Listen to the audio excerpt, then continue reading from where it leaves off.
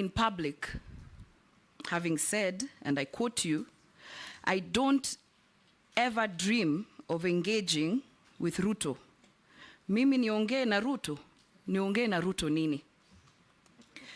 I want to put it to you that if this committee nominates you and the National Assembly approves you, you'll be sitting in a cabinet where His Excellency the President will be chairing. I would like to know whether mutaongea nini kwa hiyo cabinet.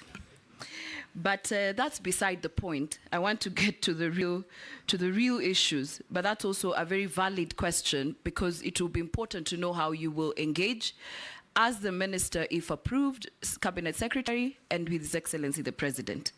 Now, there is tax exemption on exploration and accumulation of exploration expenses for offset against income upon full commercialization.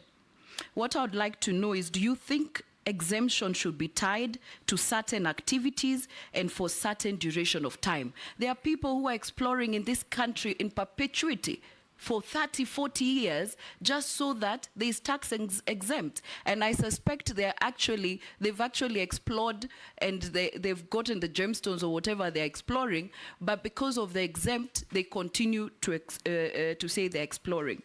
To my last question, the Mining Act prohibits civil servants from dealing with minerals. According to Article 81 of the Mining Act, no person, whether civil or military, and serving in government is allowed to directly or indirectly acquire or hold any right or interest under any prospecting right. Despite this provision, high-ranking government officials, public officers, state officers, and civil servants are involved in mining. And I'm sure some of them have started looking for you since you were nominated. What mechanisms and plans will you put in place to ensure that revenues from gemstone mining do not end up in the pockets of cartels without disclosure? Actually, I thought cartels are only in agriculture, health. I've come to realize during this appointments committee, cartels are everywhere, including mining. And how do you intend to protect and shield communities from unscrupulous miners and cartels? Nelson Koech. Mine also was a quick one too, on the same gemstone. Late last year, the president had this launched, it's called a Voi Gemstone Value Addition Center. It is ill-equipped, nominee. I don't know what you will do to make sure that there is value for money, and the small-scale miners are also able to be, are able to sell their mines in Voi Additional Center, Gemstone Additional Center.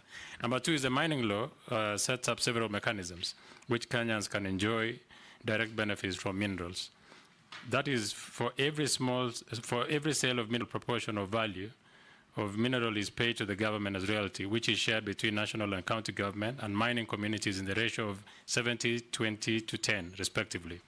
How then will you do differently to ensure the same is adhered to mining communities and county benefits?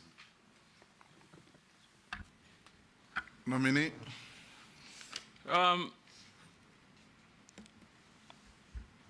Honorable Naisula, you talked about exploration, but my research tells me, and I'm yet to get a detailed brief from the ministry,